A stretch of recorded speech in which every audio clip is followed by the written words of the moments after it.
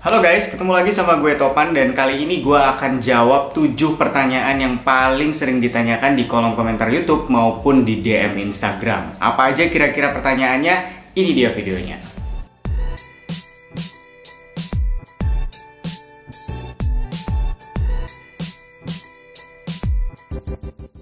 So, gue udah rangkum 7 pertanyaan yang paling sering ditanyain di kolom komentar YouTube maupun di DM Instagram. Nah, ini gue udah rangkum nih ke kalian. Nih, ada 7 pertanyaan. Dan kita akan mulai jawab dari yang pertama dulu. So, pertanyaan pertama ini adalah pertanyaan yang paling sering banget ditanyain di kolom komentar YouTube maupun Instagram. Jadi, pertanyaannya begini. Berapa sih sebetulnya berat badan yang ideal untuk bisa pakai sepeda lipat? Nah, gue udah tanya beberapa pabrikan dan juga sudah searching. Jadi memang sepeda lipat itu maksimal di 120 kilo. Tapi apakah semua sepeda itu kuat di angka 120 kilo? Tentunya enggak. Jadi memang kalau misalnya lo pemilih sepeda, berat badan juga itu perlu dipertimbangkan ya. Kayak contoh sepeda-sepeda yang di bawah 2 juta, kalau yang kita udah review itu kayak Exotic misalnya. Terus ada beberapa kayak Pacific juga ada yang di bawah 2 juta, Elemen juga punya. Nah itu kayaknya rekomendasinya paling mentok di 90 kilo. Atau kalau lo lihat itu bahannya di Hyden Steel. Karena dia sistem pelipatannya itu tidak begitu kuat. Apalagi kalau Exotic ya, kalau di atas 90 kilo itu pasti dia goyang banget. Jadi kalau berat lo di bawah 90 kilo itu harusnya lo sudah ambil yang kelas di atas 3 jutaan. Kayak contoh ada Ecosmo, ada beberapa merek kayak Norris, itu masih kuat sampai 100 kilo. Nah, bagaimana dengan 3 lipatan? Kalau 3 lipatan maksimal kalau lihat di Pikes itu bisa sampai 100 kilo. Jadi di belakang, di bagian belakang frame-nya itu ada tulisan maksimal 100 kilo. Dan beberapa sepeda lain juga kayak Pacific Piton itu maksimal di 100 kilo. Nah, apakah bisa pakai 3 lipatan kalau beratnya di atas 100 kilo misalnya? Bisa, itu bisa pakai si 360. Karena kalau 360 itu maksimal dia di 110 kilo. Kalau 120 kilo bagaimana? Gua sih nggak sarankan pakai merek yang udah ada sekarang kayak 360 Pikes dan Piton untuk berat yang 120 kilo. Tapi lu bisa pakai Brompton kalau misalnya lu beratnya di 120 kilo dan tetap mau pakai yang 3 lipatan. So, kalau untuk 2 lipatan, apakah ada sepeda yang kuat di angka 100 kilo ke atas? Gua sih tidak menyarankan kalau lo beratnya 100 kilo ke atas pakai sepeda lipat. Tapi kalau lo memaksakan, lo bisa pakai frame-frame yang ukurannya 20 inch ke atas. Tapi tetap ya maksimal di 120 kilo. Jadi lo bisa pakai tuh kalau berat lo 105 atau 110, lo bisa cari yang 20 atau 22 inch dan bahannya harus aluminium atau kromoli dan pastikan itu di atas 5 juta harganya. Jadi betul-betul secara frame dia kuat. Atau kalau lo mau lebih aman, lo bisa rakit sepeda. Jadi kalau lo rakit kan lo bisa pilih tuh frame-nya mau bahan apa, terus juga velg yang dipakai itu bahannya apa, itu bisa lo pilih semua. Itu lebih aman dibanding lo beli yang dari pabrikan langsung dengan berat yang di atas 100 kilo. Pertanyaan kedua yaitu rekomendasi upgrade. Nah, ini sebetulnya gue sudah pernah bahas di tips upgrade ya, upgrade fungsi atau gengsi. Tapi kebanyakan orang merasa kurang puas dengan video itu karena gue udah lihat tapi gue masih bingung bang, gue mau update-nya apa. Jadi gue akan jelaskan di sini apa yang pertama kali akan gue upgrade kalau misalnya gue beli sepeda lipat.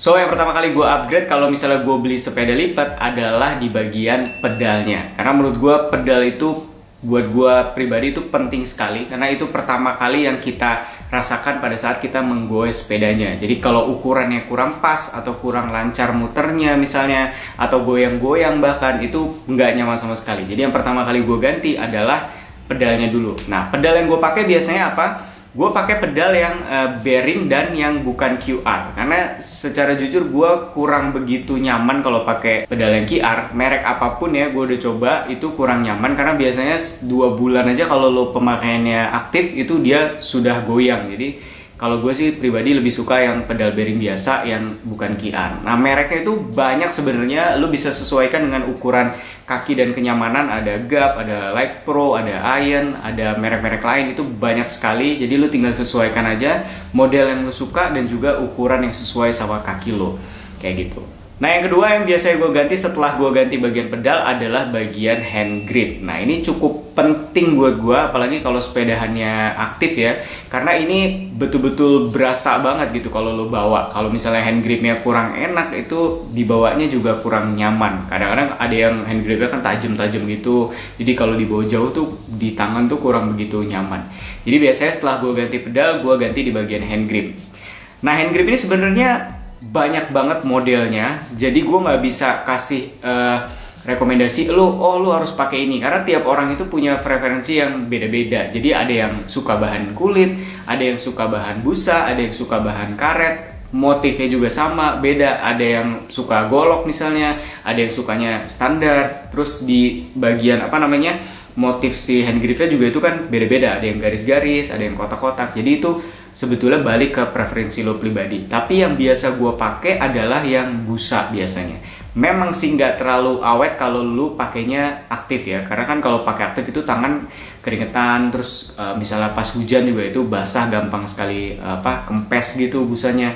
Tapi itu buat gue nyaman ya, karena walaupun gua harus ganti misalnya 2-6 bulan satu kali untuk ganti hand grip, tapi secara kenyamanan gua pada saat berkendara itu enak banget. Jadi itu worth it lah menurut gua, walaupun gua harus ganti 3 atau 6 bulan sekali. Nah, biasanya gua pakai beberapa merek ya, cuman yang paling gua suka tuh ada 2 merek, ada dari Light Pro dan juga ada dari ZTTO yang busa. Nah, setelah gue ganti bagian pedal, terus gue ganti bagian hand grip, yang berikutnya gue ganti adalah bagian sadelnya. Nah, menurut gue ini tuh penting sekali ya, karena ini bersentuhan langsung dengan kita, dan kalau lu bawanya aktif dan jauh, kalau sadelnya nggak nyaman itu nggak enak banget. So, jadi kalau sadel ini tuh balik ke preferensi pribadi. Lu sukanya sadelnya ukurannya seberapa panjang, seberapa lebar, terus seberapa tebal busanya, modelnya seperti apa, itu balik lagi ke pribadi. Karena kan bokong orang tuh beda-beda ya, jadi preferensinya juga pasti beda-beda. Nah, cuman kalau gue pribadi, gue sudah coba banyak sekali model sadel dan merek sadel. Tapi yang paling gue suka, yang terakhir gue beli itu mereknya Stress Award. Itu gue suka banget dan harganya murah, karena cuman 100 sampai 120 ribu ya, baik di toko langsung ataupun toko online.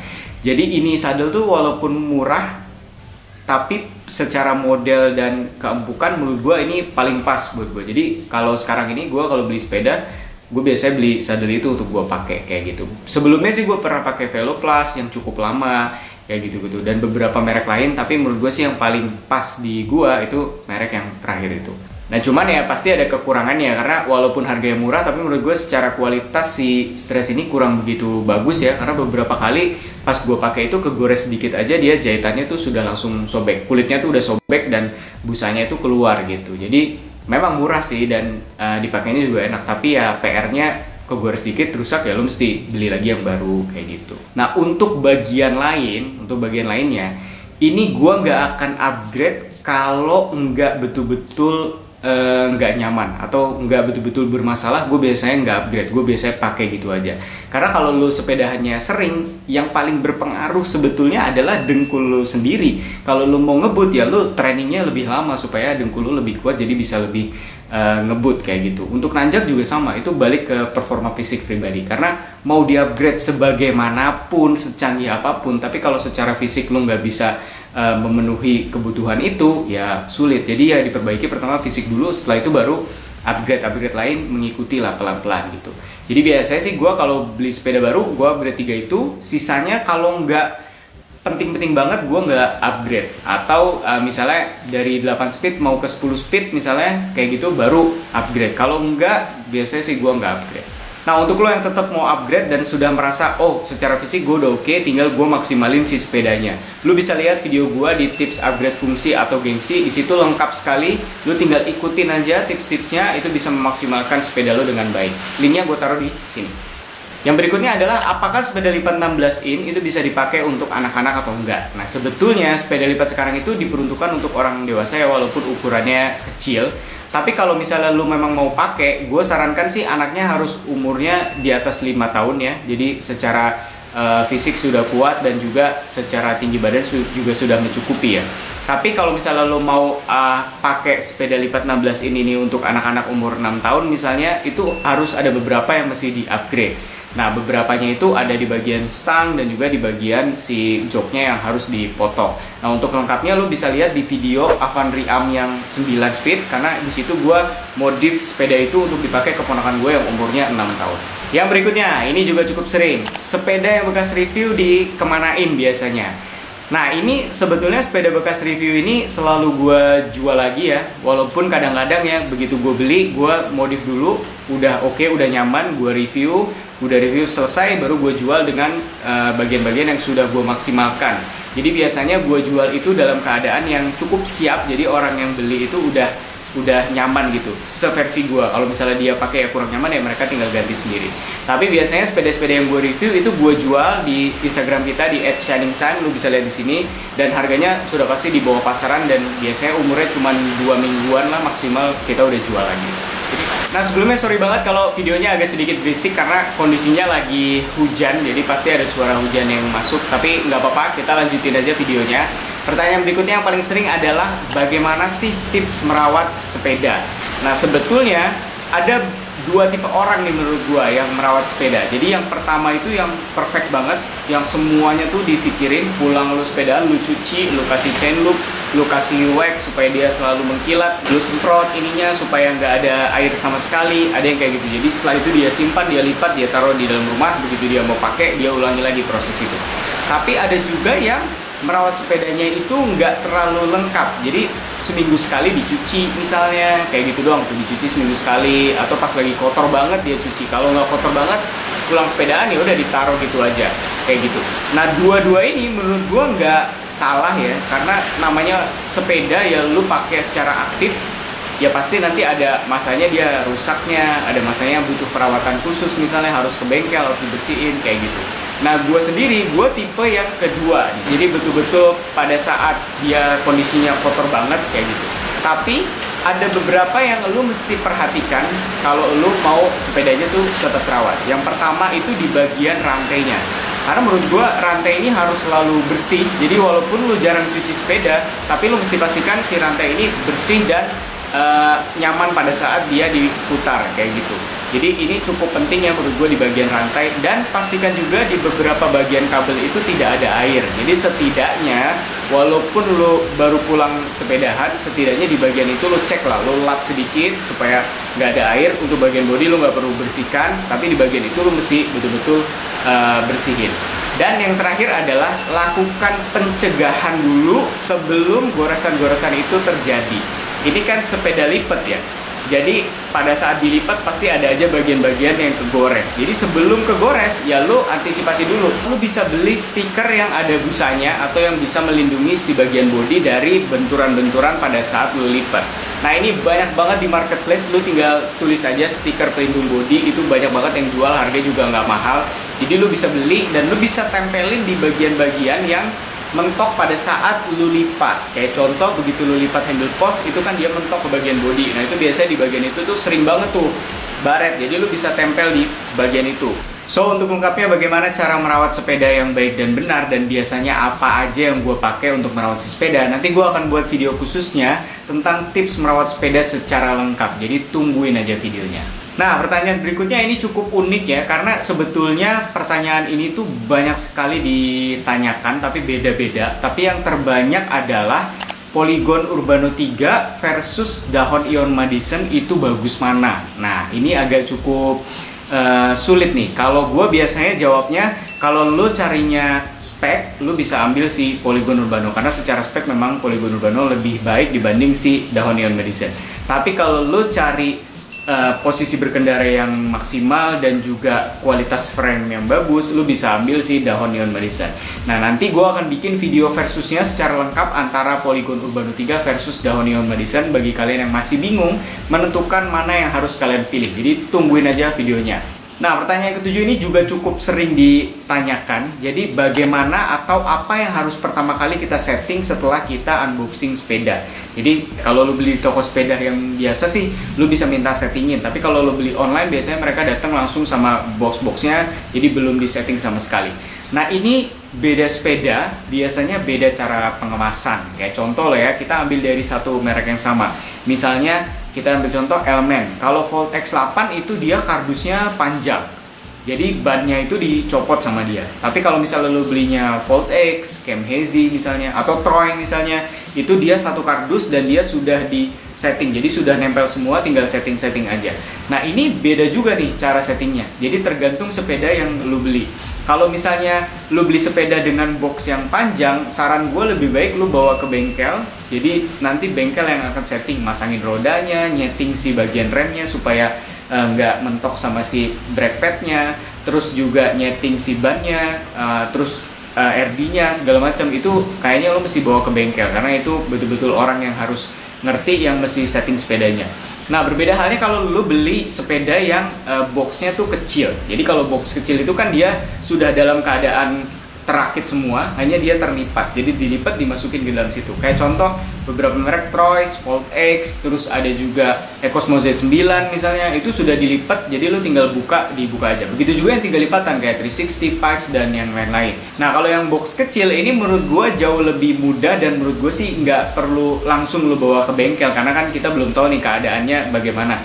Jadi lo bisa bawa dulu ke rumah, lo buka, lu copotin tuh semuanya, abis itu lu cek apakah bannya diputar itu nempel atau enggak sama brake padnya, terus perpindahan shifternya bagaimana. Jadi lu bisa cek di YouTube video-video yang cara mengeset RD dan juga brake pad untuk bisa menghasilkan performa yang maksimal. Dan kalau lu belum ngerti juga, ya mau nggak mau lu mesti bawa ke bengkel. Cuman kalau gue sih kalau box kecil itu lebih gampang karena keadaannya sudah terakit, jadi lu nggak perlu rakit lagi atau perlu pengetahuan khusus untuk bisa rakit sepeda untuk bisa pakai sepedanya secara langsung.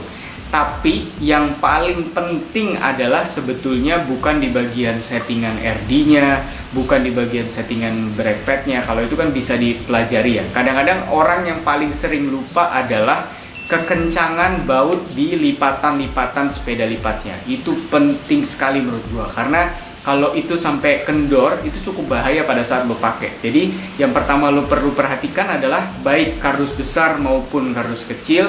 Kalau lo sudah pakai, lo perhatikan si baut-baut itu di bagian lipatan kencang semua. Kayak contoh di bagian handle post, apakah sudah rigid atau belum, sudah pas atau belum, sudah kencang atau belum. Lalu di bagian lipatan si frame-nya itu juga mesti diperhatiin. Jadi beberapa itu mesti dipastikan itu kencang dan baru bisa lo pakai. Kalau enggak, ya resiko lah di jalan nanti goyang-goyang, nanti jatuh atau gimana, itu bahaya banget menurut gue. So itu dia 7 pertanyaan yang paling sering ditanyakan di kolom komentar YouTube Shining Shine dan juga DM Instagram kita di @ShiningShine. Nah kalau lu punya pertanyaan lain, lu bisa tulis komen di bawah atau bisa DM kita langsung di Instagram kita di @ShiningShine. Dan kalau misalnya ada beberapa pertanyaan yang kalian mau tambahkan, oh kayaknya jawabannya kurang begitu lengkap, kalau lo mau tambahin, lo mau komen, lo juga bisa tulis di bawah supaya teman-teman yang baca itu bisa nambah ilmu lebih banyak. Sampai jumpa di video berikutnya, bye-bye.